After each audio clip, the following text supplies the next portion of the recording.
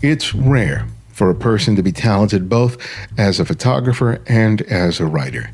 The joke is, if you claim to do both, the likelihood is you do one or both badly.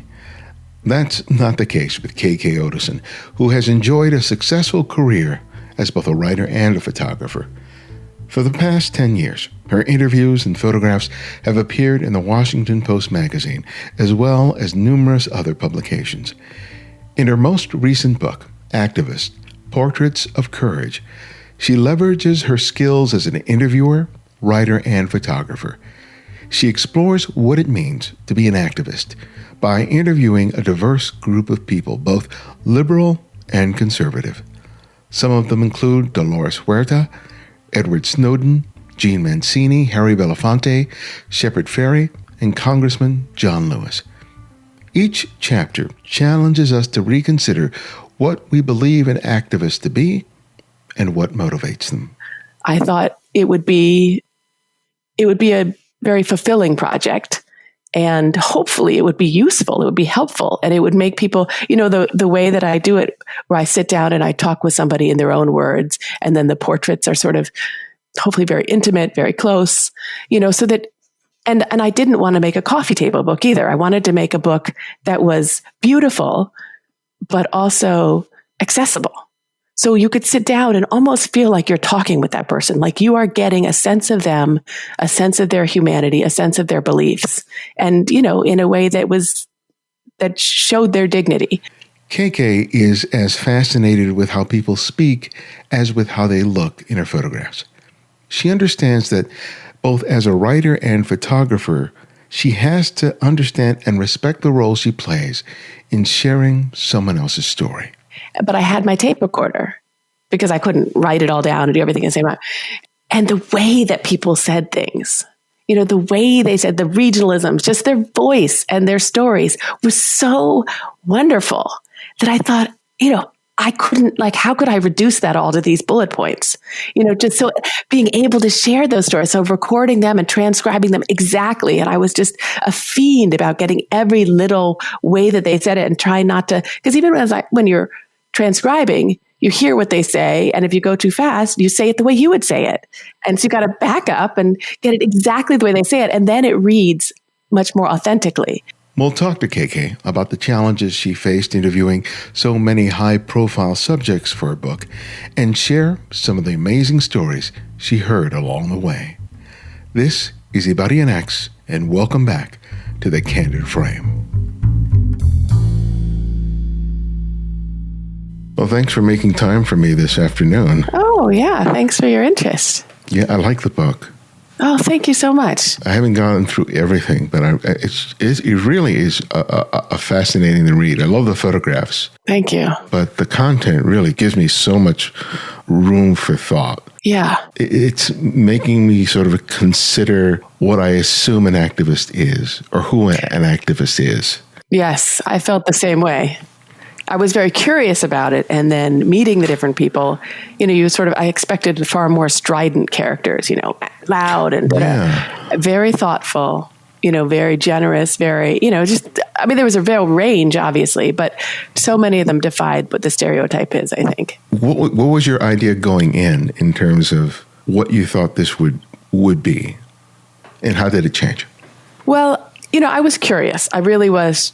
In the last bunch of years, as things have been getting more and more, the dialogue's been deteriorating, all kinds of really terrible things have been happening, problems with the democracy, and it's very frustrating. And so trying to figure out, well, how have people done it before?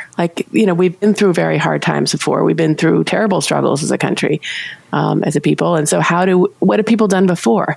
And so I thought, well, let me just talk with people who have been through the different struggles, starting way back with the early civil rights pioneers, who are now in their 80s and 90s, and then all the way up to student activists today, and look at the idea of, first, how did you do it? And what was it that called you to action? How can we learn from that? And what are the different paths and the different ways to approach it and the different ways to say, these are my tools. I could use these in this way. And that's the other thing that I really enjoyed talking with this group about, is that, there's so many different ways that you can become an activist, that you can become active, you can be useful. And so if you are, like the photographer Pete Souza, he was a documentary photographer. He was not somebody who was ever focused on, politics or telling his view of how things should be. But he was so offended by the situation that we find ourselves in. And he just said, look, I've got this unique perspective and I need to share it. And if I don't, I can't be comfortable with myself. Yeah, it's really interesting because so many of these stories are people who have been witness or themselves have experienced some form of injustice. Yes. And there are many people like them, but it's interesting to kind of hear what was the catalyst. Right. What was the one thing that made you make the choice to take some form of action? Right. And I think that just the idea that, and I heard it again and again in all different words, but the idea that you cannot be at home with yourself unless you act. And that just listening to who you are. And it, obviously, as you said, it varies for different people, but you're in a situation where you just say, this isn't right, and I can't not do something. Whatever it is, I got to do something. And another thing that was really interesting was that for so many of those people, because you have to have a sense of agency to do that, right? You've got to have a sense that if I do something, it will make a difference, right? Otherwise there's no point, right? You have to have that sense that if I press this, something at least will happen. Mm-hmm. And so for so many of the people, which I thought was interesting, and again, nothing I had ever thought of before going into the project, was that so many had been involved in something when they were younger. And so 12 years old, 14 years old, often they themselves had seen something or done something where they wanted to make a little change and something happened and they thought, oh, okay. And so then, they'll do something else. And then there they are on their journey. Yeah, that's really, really fascinating because some of the stories, there are people in elementary school, high school, that took action. They may not have succeeded, but there was something about standing up and raising their voice that was empowering and maybe in some ways even intoxicating. Yeah. John Lewis talks about when he was first arrested, that moment, in that moment, he felt freer than he ever had in his life. Right. And that was a remarkable statement, which just gave me an even greater appreciation for him and all the other people, not only in the civil rights movement, but whoever who has been oppressed in some way and finally says enough is enough. Right. And you just feel like as a human being, you are standing up and you're doing something about it. Mm-hmm. And that feels right. And, Cecile Richards also talked about, wanting to protest the war. And she was in 7th grade, I think it was. So she was a new kid on the school bus and she wore a black armband because that's what people were doing. Mm-hmm. She didn't even know kids at the school. And then the principal pulled her aside right away. And so, of course she was scared. She was like, I was a good kid. I never did it. I didn't question authority. But suddenly here someone was listening to what I said just because I wore this, so that the idea that you can be heard. She was talking with somebody who, I guess she was talking with one of the young high schoolers, I think, who had walked out during the March for Our Lives rallies, for the anti-gun rallies this past year.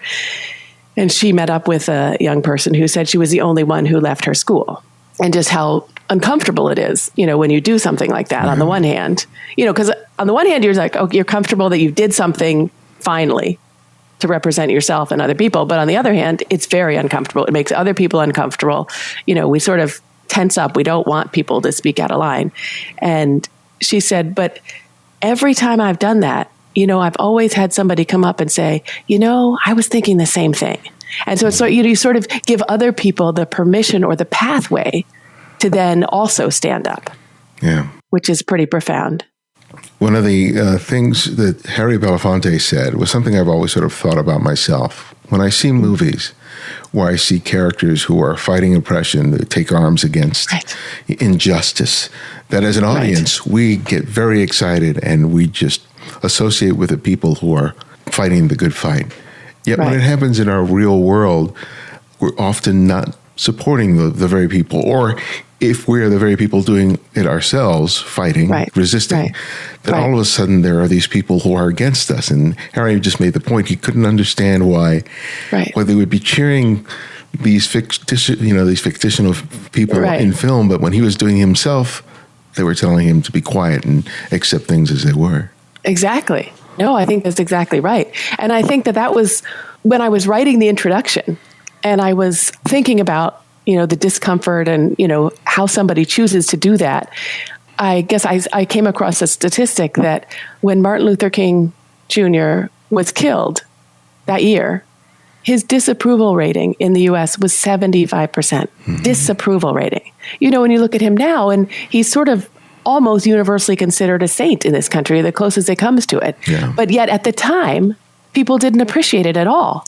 They were uncomfortable. They didn't.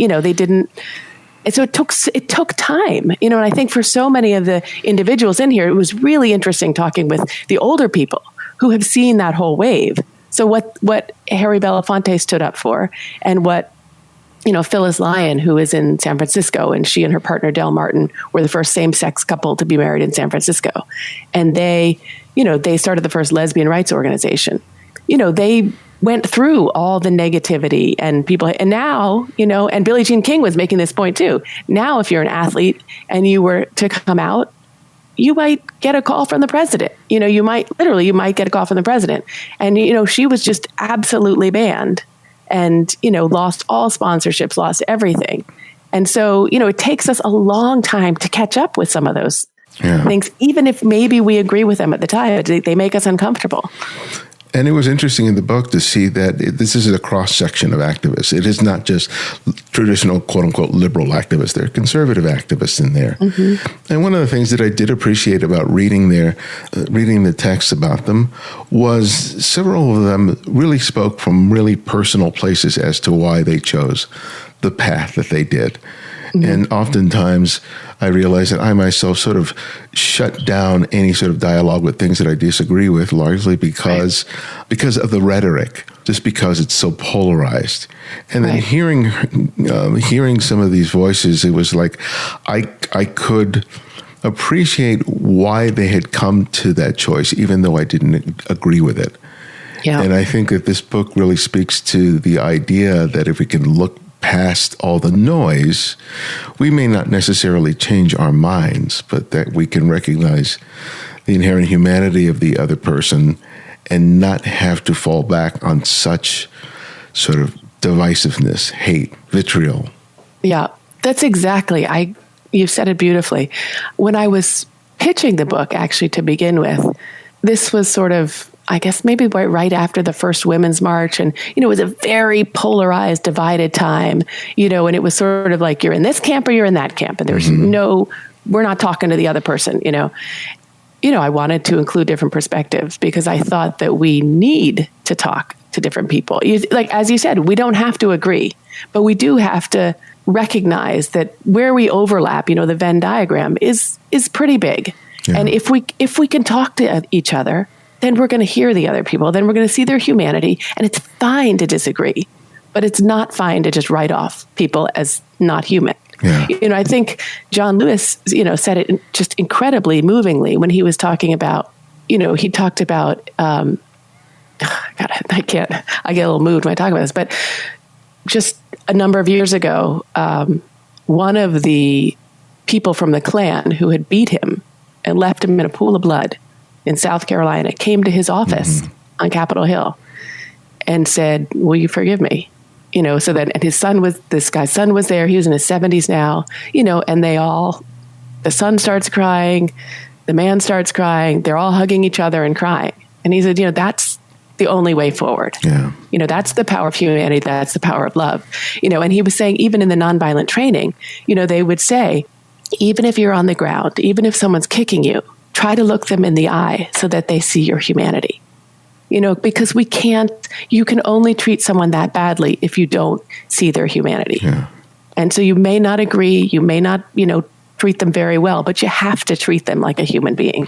And I think that that's a really important point. Yeah, and I really like what Gabby Gifford says in the book when she says that if change is ever to be hoped for, there has to be a time where we come together. Yeah. And that really sort of struck me because that's not something that I'm hearing frequently today. Yeah. And considering what she went through with the attempted assassination and the ongoing physical challenges she's faced since then, it is really amazing that in all that she is still both altruistic and realistic about the change that she wants to affect. Yeah. No, I think that's exactly right. And she said, look, we're going to work together. We're going to figure it out.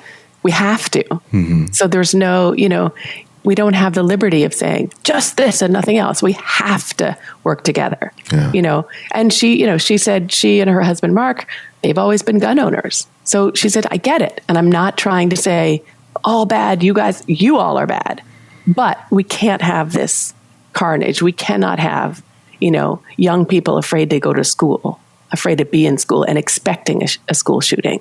That's not the country we want. Well, tell me about the germ for the book, because deciding to do a book is one thing. Actually taking the steps to making it happen is an altogether different effort. I know. So tell me about that. I studied political theory when I was in college, and I have always been interested in sort of, sociology and sort of political theory, political philosophy, and just the way that people make it work, the way people get along together, the way we try to shove ourselves forward to something a little bit better. That's always sort of rumbling around in my mind. And then with everything, as I was saying earlier, that's been happening over the last chunk of years, the police violence, the election of Donald Trump, just the increased polarization, I really just wanted to figure out what is it. It was just a real curiosity. What makes people stand up? What is it that can do that? And can we learn from that? And also for myself, I thought it would be very inspiring. I thought that, if I needed to find a way in this time to do something productive, right? Mm-hmm. There's a lot of negativity out there. I don't really want to blow up any more of that negativity. I want to see if we can find that path forward. And so I thought it would be a very fulfilling project, and hopefully it would be useful, it would be helpful, and it would make people, the way that I do it, where I sit down and I talk with somebody in their own words, and then the portraits are sort of hopefully very intimate, very close, so that, and I didn't want to make a coffee table book either. I wanted to make a book that was beautiful, but also accessible. So you could sit down and almost feel like you're talking with that person, like you are getting a sense of them, a sense of their humanity, a sense of their beliefs, and, in a way that showed their dignity. And so for me, it was a great project to do just because it meant a lot to me. And it was incredibly inspiring to talk to these people. And then, getting it done, as you said, is hard because you're sort of, okay, let me try to find this person. And you get online and you try to, it was sort of like when you're sailing, right? There's no straight line. So you sort of attack this way and then you attack that way. And you're, incredibly inefficiently moving toward a target, right? And so that's what it was. It was just sort of, trying to talk to one person and the other. And, once you get started on something that means a lot to you, then you just, it gives you energy, right? It just makes you so excited that I got to do another one. And, and the publishers literally had to say, no more, okay? No more people in this, because it was supposed to be like 30, 35 people. And, at 41, they were like, really stop. Like you need to turn this in. And that's what's so beautiful also is that these people are incredible. They're phenomenal individuals, but they are, just one tiny slice of all the people out there doing really great stuff. And so that's the most hopeful part, right?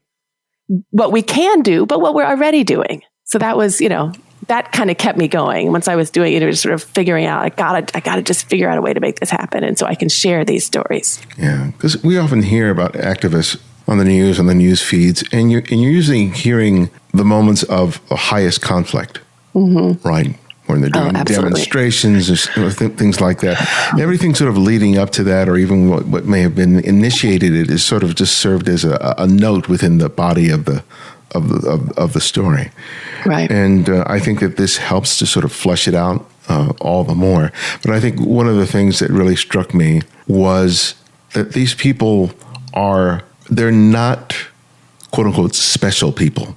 They're not a unique breed of people. Right. They're just normal human beings who made a choice.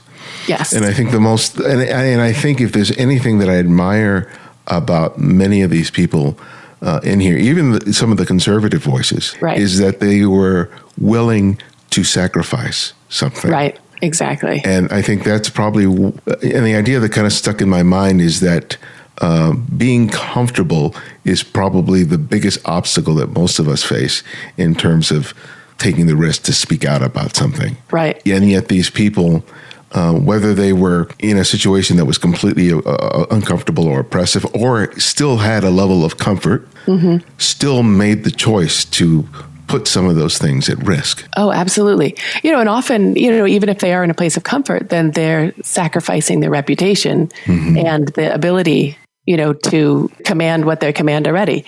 I mean, Dolores Huerta, talks about it well. And she was she's so funny, because it's not even asking her, well, what do you feel about this? It was all like, let me tell you about the next thing. I want to do the next thing. Because she's so focused on the work. And she just said, it's leaders and activist leaders are not made. You just have to be willing to show up and to sacrifice your most precious resource, which is your time. When she did this, she had 11 children and she managed to do that. So every time I don't want to go to a meeting at night or something, I go, all right, she had 11 children. I only have 2. Like, we can figure this out. But she made the choice, and she chose to bring her children up in the poverty of the fields. Whereas she had grown up in a middle class upbringing, had dance classes, went to movies, things that her children never had. So she made that sacrifice for herself and for her kids. You got to be willing to do it. Well, one of the things I love about your story is that you've made a career for yourself by getting to talk to people that a lot of people want to talk to, and make their photograph. Yeah. And I was like, okay, how'd you manage to make that happen for yourself? Yeah. I mean, well, it's always a hustle. It's always a struggle. I think that it's great. It's really, obviously there's no job security in any of this. You give up the job security to do something that you really want. And then you just figure out, and whenever you do things on your own, you are the one who provides the momentum. Right? No one's going to tell you. I sort of say, like, I've got the worst boss and it's me. Yes. Like, I tell people that all the time. Right, exactly. Because you just, you can't get away from yourself. But it's also, sometimes you just want somebody else to push something forward and not just your own momentum all the time. So that's the part that's sort of the dreary part about it, is just, or you could just get tired. But then, and I'm sure you have the same thing. Then once you talk with somebody or make the picture and then get to go back, then it's like, woo, all that energy is back again. And it's just great. It's such a privilege. And being so eager to then share that is, it's to communicate that out through the words, through the stories, through the images, and to tell their stories, in a way that does justice to them and lets other people see inside them and see what we can all be and what we can do. But I'm sure that, when you, earlier in your career, when you say, I write and I take pictures and I want to do both, right. People are like, look, just choose one or the other. Right. And okay, so you're probably not good at either. Then, right. Exactly. No, I know. I think that, you sort of, like at the Post, when I do stuff at the Post, I have one editor for the writing and then I have a different editor for the photos. Then you can just sort of, you deal with people just, in each field. But, and you probably know this, since you do the interviews and you also do the photos, there is that sort of time as you switch between them where your mind kind of grinds and goes, okay. Because if you've been in the pictures for a long time, I don't know about you, but for me, the words just kind of, they don't come as easily, right? Because you're just in the visual realm and you're just all focused in that. And then you've got to kind of switch gears and get into the words again. And you sort of, it takes a while to go back and forth sometimes. But it's also great because if your mind thinks that way and wants to tell stories in both of those ways, then the ability to put it together at the same time, it's a great economy then, right? Because then you can people aren't going to read everything. They're not going to read the interview from start to finish. But if you can call that and then you use the photo to show something else or something deeper, then that's a really great puzzle. that you get to put together to tell somebody's story as best you can with those two pieces. Yeah. Because when I'm doing it, I basically have to be two different people. Mm-hmm. One, I have to be, when I'm doing like this, I have to be the intent listener. Right. And asking the questions, but most importantly, listening to what's given back to me. Right. And then later on, when I'm making the photograph, it's all about being present, but in a completely different way. Yes. Where I'm observing what the person is presenting to me and trying to elicit something completely nonverbal. Yeah. And both demand a lot of energy from me and very different skill sets. So how does this normally work for you? Are you doing both during the time that you have together? Are you separating the portrait session from when you're interviewing them? How does that work on average? Yeah. That's a great question. I know when I walk in, it's like, I don't know if you remember the movie Mary Poppins with the old, I forget his name, the guy who played all the instruments and had these stuff hanging off him. And he'd play. So that's me when I walk in, right? Because I'm sort of like, people are like, oh, can I help you? And I stagger into the room with all my stuff. No, I'm fine. So I prefer and usually go in and interview the person first, because I like to be able to just sit down and talk with them. And then I can also observe them, see how they talk about things, see the way they move, right? Mm-hmm. The way their face looks when they're saying this or that. Just, it gives me ideas visually for what I want to do afterwards. And so I don't usually do the simultaneous. Sometimes I do if we're really short on time. Yeah. And that's sometimes, on the one hand, it can be good because then someone's just talking and they're just being themselves. I do a lot of photos, so it's not, we toss out anything with your mouth open or some weird thing, or so it looks like a real moment, feels like a real moment, but you do lose some of the self-consciousness then because you're just talking with each other. Mm-hmm. But as you said, there's sort of a limit because I like to listen too. I like to look somebody in the face, and I like to, feel like we're having an exchange. And so then when you put the camera in there, that can interrupt it, right? And so usually I'll do that afterwards once I have a better sense of them. And it's even better, I think, if I can do it on a separate occasion. If I go back, or sometimes I'll do a little bit then and then go back and do more in depth there or in a different environment or something. And I like that because it's just another touch also. And then there's a familiarity that develops.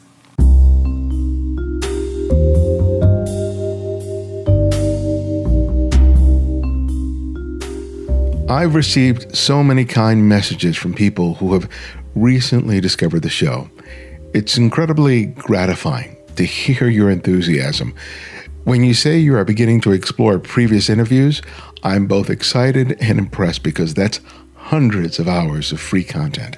But I'm so glad that interviews from over a decade ago still hold their value. They still make a difference. And I'm so grateful that you have walked along that road with me and have continued to support the show in so many ways. But we can always do with your financial support because your contributions are essential to us being able to do the work that we do. So if you haven't already, please support the show by becoming a Patreon supporter. By contributing only $5 or more a month, you can help us to do the work we need to do to deliver great interviews with great photographers. Visit patreon.com/thecandidframe and become a Patreon supporter today. Thank you.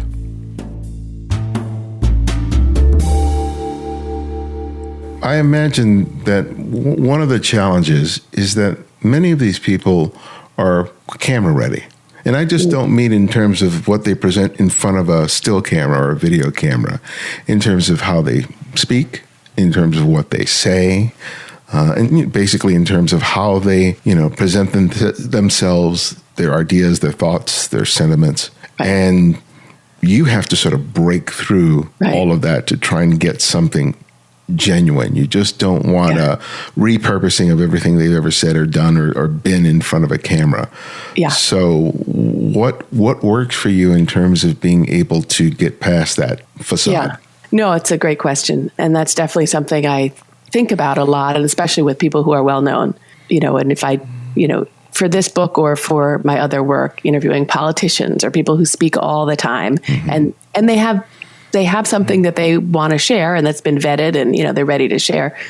And some of that's good because that's what they want to present. But as you said, it's very important to get beyond that and to get to who they really are and just the more personal side of them, and then have them think on the spot and have them say something in a different way. And it's interesting because a lot of times you'll have somebody say, I hadn't really shared that before. I hadn't thought about that before. I think one of the ways that I do it, I try to do as much research as possible on somebody before I meet them.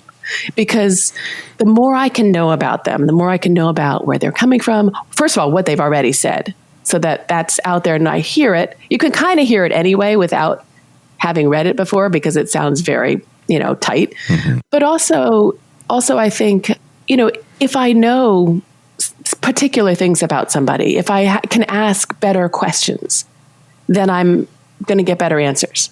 So if I can know what somebody did, what they wrote, but in this novel you did this, is this, if I can really have read their work, their autobiography, whatever work they've done, seen their movies, then I can have a much better sense, and we can ask much more nuanced questions. Yeah. Where they can then they have to think. They don't just respond to the same questions that they get asked to get the same answers all the time.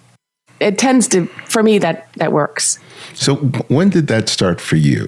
I know for me, I think that one of the things that really sparked my interest in this idea of being able to sit down and ask somebody questions and get answers from them, right, when I heard the recordings of Studs Terkel. Mm-hmm. And I think I was in high school when I first saw that. And that just fascinated me, that you could just turn on a tape recorder, start talking to people, and they would start talking with you and just sharing something. Yeah. And other things happened in my life that sort of built on that. But I'm wondering for you, can you look back and think of a time where you felt like that germ of what you do now was born? Yeah. I mean, I also read Studs Terkel, and I also, in some of the sociology classes, like Tally's Corner, reading those books where, people went in and just sat with people and listened to them and learned from them. Those were influential. But I think the time that it really sort of came together, as you're saying, was when I was doing my first book. And that was, it was called Great Americans, and it was a documentary look at life across the United States. So I drove to all 50 states. Well, I flew to Hawaii and Alaska, but I drove to the rest and interviewed one person and took their photograph just to get sort of a snapshot of the country at a moment in time. And I had originally thought that it was going to be more photo driven. So there would be photo of the person, and then it would be more like sociological information, like, name, religion, age, but I had my tape recorder because I couldn't write it all down and do everything at the same time. And the way that people said things, the way they said the regionalisms, just their voice and their stories was so wonderful that I thought, I couldn't, how could I reduce that all to these bullet points? Right. Just so being able to share those stories, so recording them and transcribing them exactly. And I was just a fiend about getting every little way that they said it and trying not to, because even when you're transcribing, you hear what they say, and if you go too fast, you say it the way you would say it. And so you got to back up and get it exactly the way they say it, and then it reads much more authentically, and then you can hear them in it. And so that was when I really just fell in love with telling the stories in people's own words and having them tell their stories, basically, and just editing them down. So then matching that with the photos was just like, wow, the light went on. And what I like about it, recording, is that when I listen to it again, I hear it differently. Yeah. Because I'm so focused during the conversation. Yes. But then there are other things that I didn't pick up on before. Often subtle things, but it's always, fascinating part about just us listening to each other. It's like, it just reminds me that what I think I'm hearing in the moment isn't exactly what I think I'm hearing. Right. It's like reading, a great book that you read before, and you say, I didn't even hear that at the time. I didn't see that at the time. I mean, and photos are the same way, right? Sometimes I was talking with a group of students and showing them photos and interviews I'd done for the first book. And, and then they brought out stuff that I hadn't even seen. And it was so great to have them, because they were approaching it from a different perspective, and they found something else in that photo that I hadn't seen before. And I just thought that was wonderful. To be able to share it and talk about it and run it through these different perspectives. So tell me about the photographic process. So you sit down, you interview them, and say you have time afterwards to photograph them. Right. You shift gears. So how do you approach each person so that each image isn't reliant on just a repeatable look, well, put a light here, put a photo card here, put them against a blank wall and make a photograph. I mean, each of the images is very distinctive, and there's not this big stylish flourish around them, but they're all very unique. So explain to me the thought process behind the photographs. Yeah. Well, in the book, I wanted to pull, they could have been environmental portraits, right? That would have told a different story. But I decided I wanted to sort of, again, make this sort of person to person and strip away as much of the background as I could so that you're really just focusing on the individual. And so for the most part, it's a dark background of some sort. When I traveled, I had a black cloth that I brought with me or sometimes a gray one. Sometimes that varied, but, just to kind of make it very simple, very easy to focus on the person themselves. But then you want to get, I'm talking to the person and I'm trying to, again, have them be themselves as much as possible, their authentic self. And so, as much as they'll share with somebody they don't know super well, but, so sort of have them be comfortable, have them be talking, have them be in their space, in a way that seemed like them. So it's not the same. It didn't matter. Sometimes I would go in, often I would go in with sort of an idea like, let me try this, these angles, little body, little close in, sort of the general stuff. But again, you're responding to the person in front of you when you're there. And there's very much in the moment trying to figure out, how do I show that? And like the John Lewis photo that is where his eyes are closed. Yes. Mm-hmm. Oh, I think it's my favorite of the whole collection. It was in his office, we had the interview and then I was doing this and you don't have a lot of time. And, I'm sure he had a zillion other incredibly pressing things to do that day.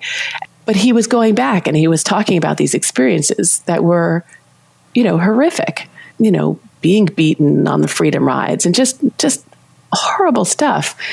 And then, how he came out of it and you could just, his eyes, which were sort of tired and they would sort of flutter closed and then, just pause for a second there. And so for me, he's got that deep crease down the middle of between his eyebrows. And so I just felt like as he was going back into his memory, you almost are pulled into the vortex of that memory, right? You're down you're into that worry, you're back in those thoughts and those experiences. And so that seemed like, for me, that was a very powerful image of him. Because I didn't say, I'm going to go in and get him with his eyes closed. But I was responding to what I saw in front of me and the emotion of it and trying to convey that through the photo. When I do a portrait session, sometimes it's very difficult for me to get out of my own head.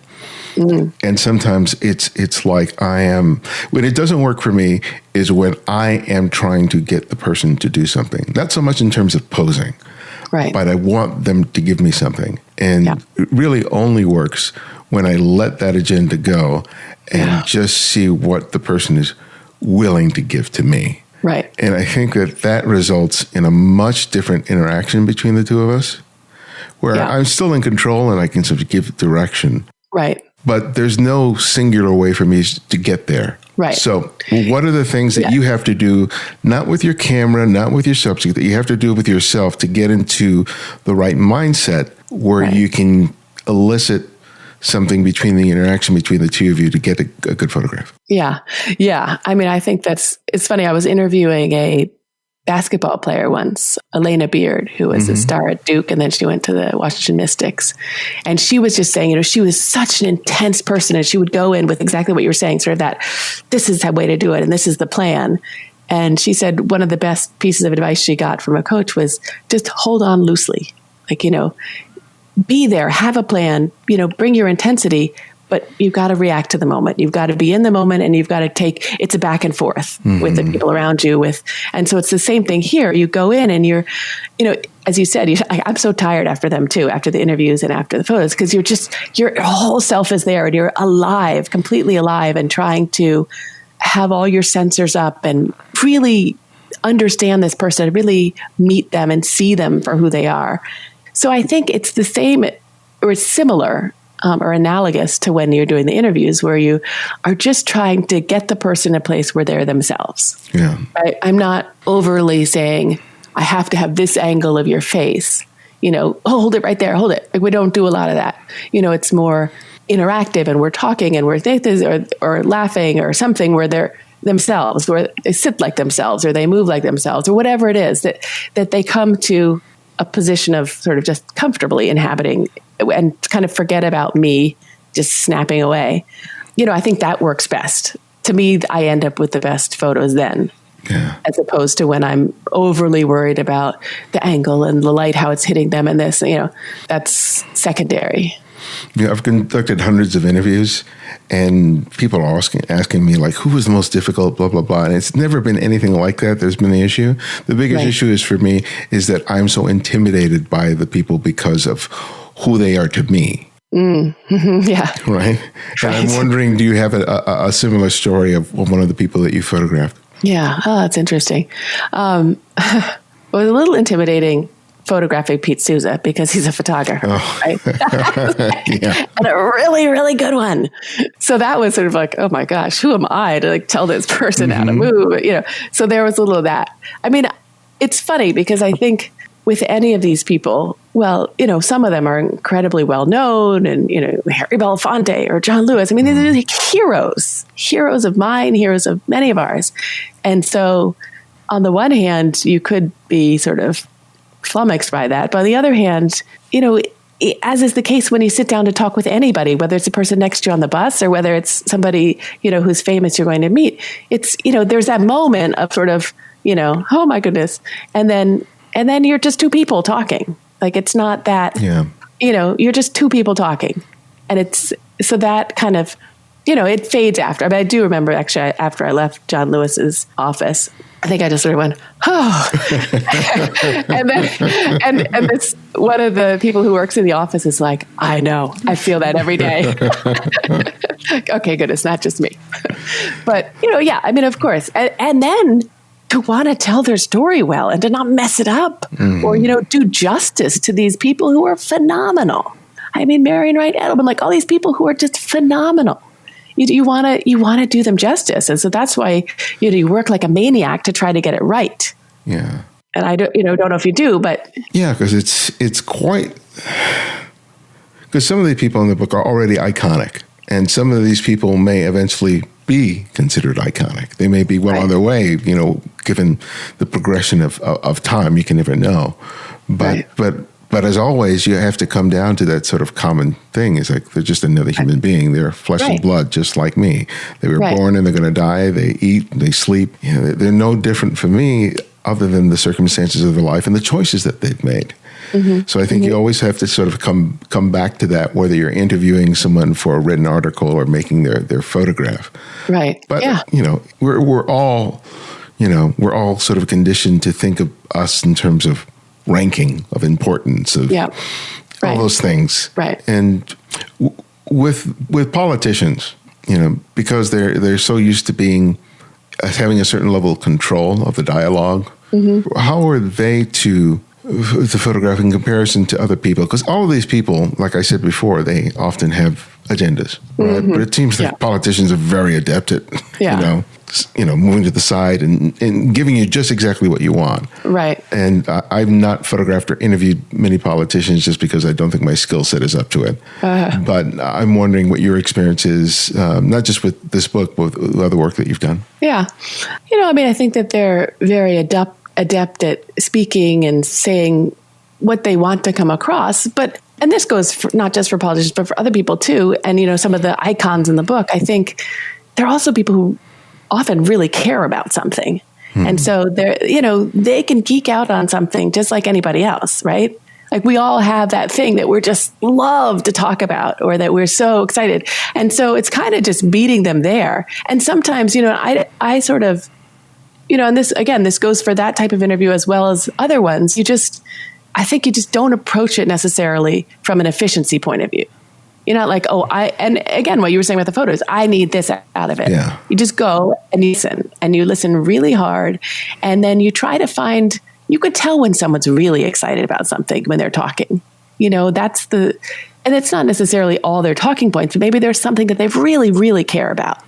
And so if you can kind of get them talking on that and then ask them questions that really get to why they care about it and why they decided to do something in the first place and something that makes it personal to them, then you really get in there and then you're going to really get a conversation going and not just a speech delivered.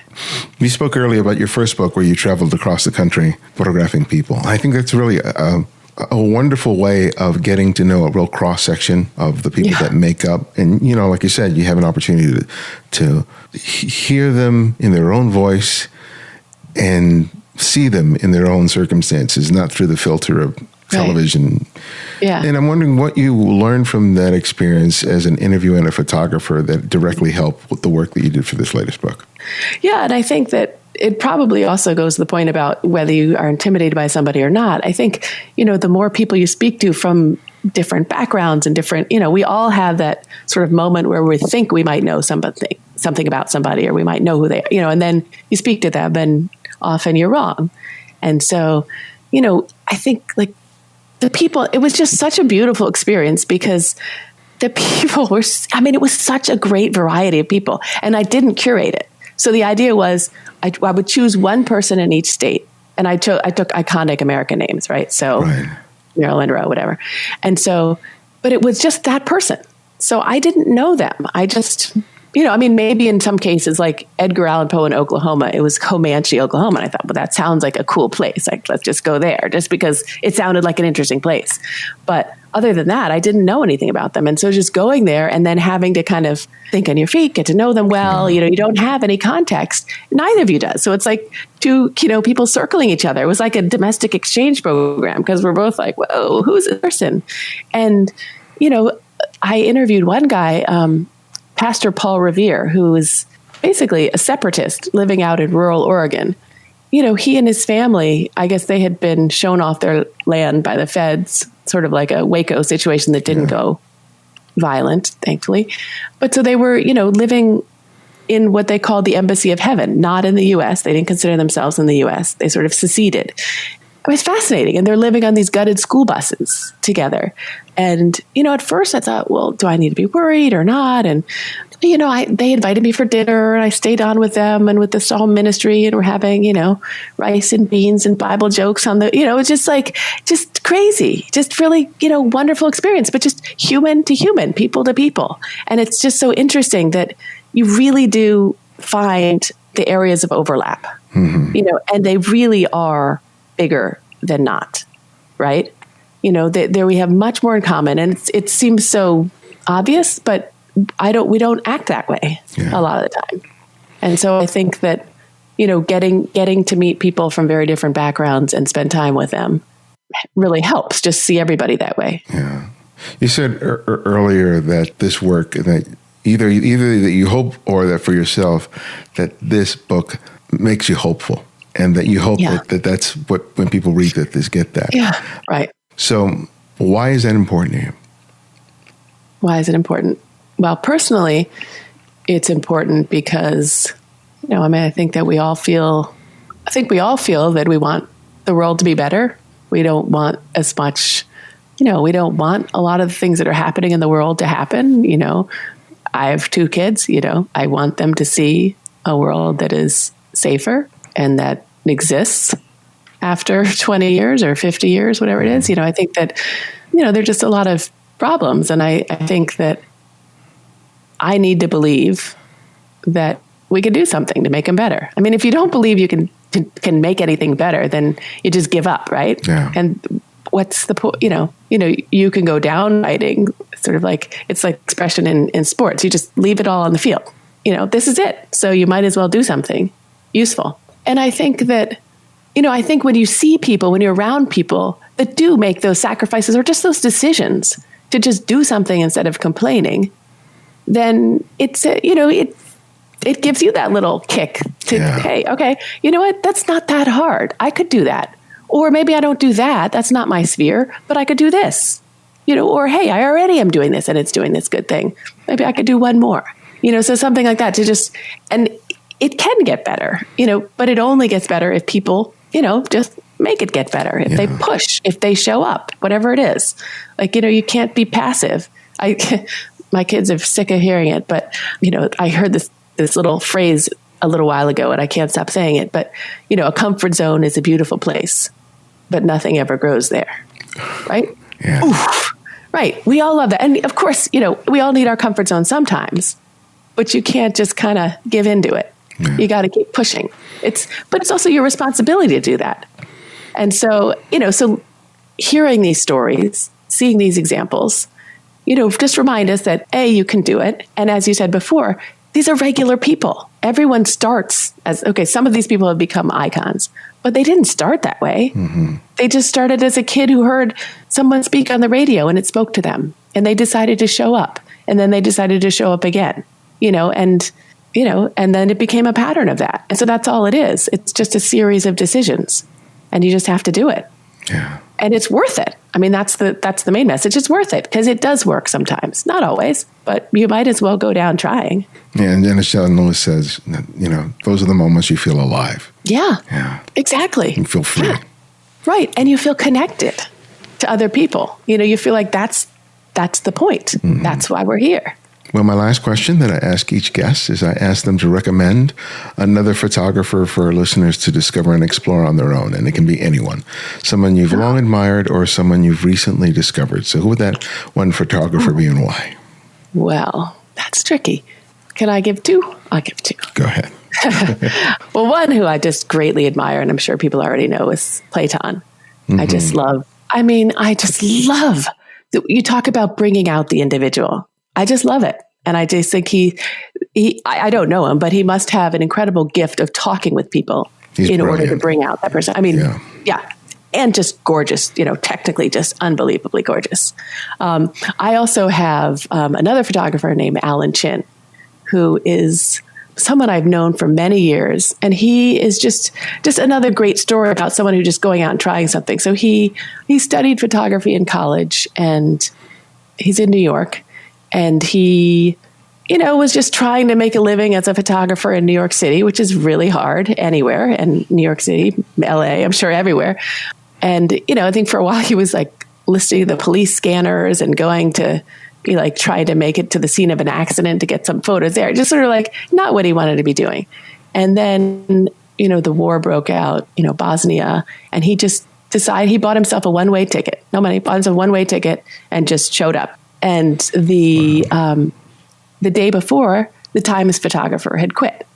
So there he is, ready to work. And then he's working for the New York Times, Christian Science Monitor, covering all these war zones. And he's just one of these people, he's a big intellect and he just loves life and he's fascinated by things and so curious.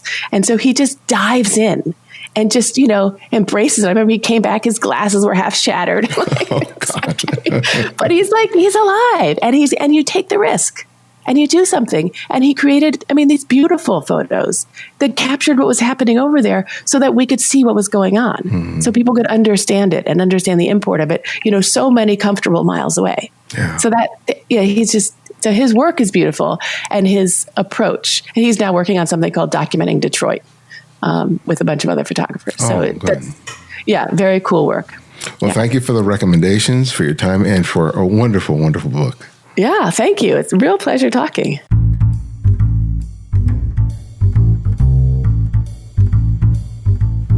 Thanks to KK for sharing her time and story with us. Find out more about her and her work by visiting kkottesen.com. You can find her book, Activist, wherever books are sold, but please consider using our Amazon affiliate link as it helps to support the show. You can also support the show by writing a review wherever you listen to podcasts. And even better, if you really enjoy an episode, spread the word via an email to a friend, a post on your social networks, or word of mouth. It makes all the difference. And make sure to check out our YouTube channel where I offer comments on photography submitted by TCF listeners who contribute to the Candid Frame Flickr poll. Check out the TCF Flickr poll and our YouTube channel by clicking on the link in the show notes and the website. My latest book, Making Photographs, Developing a Personal Visual Workflow, is now available. You can purchase it today and receive 40% off the list price when you order it from the Rocky Nook website. Use the promo code Perello40 at checkout to take advantage of the discount. And you can also receive 3 free copies of my previously published ebooks by signing up for the Candid Frame mailing list, where I share thoughts about life, photography, and keep you updated on TCF events. And remember, you can support the show by contributing to our Patreon effort or donating through PayPal. Thanks to Christian Knobloch, Jeffrey Nisler, Derek Hayes, Morna Hollister, and Lon Smith for their recent contributions. It helps, and it's making a big difference. Thank you. And thank you to the many people who have written reviews about the show, including Laurent from Canada, Faisal91 from Thailand, and Flogger from the UK. Now, not all episodes may be available on your podcaster app of choice. So to download, listen, and share any and all episodes of The Candid Frame, download the TCF app for Apple iOS and Android. And because of your support, it's free. The Candid Frame's audio engineer is Martin Taylor, who you can find at theothermartintaylor.com. The show's senior producer, Cynthia Parker, and our music is from Kevin MacLeod, whose royalty-free music can be found at incompetech.com. And this is Ibadian X, and this is The Candid Frame.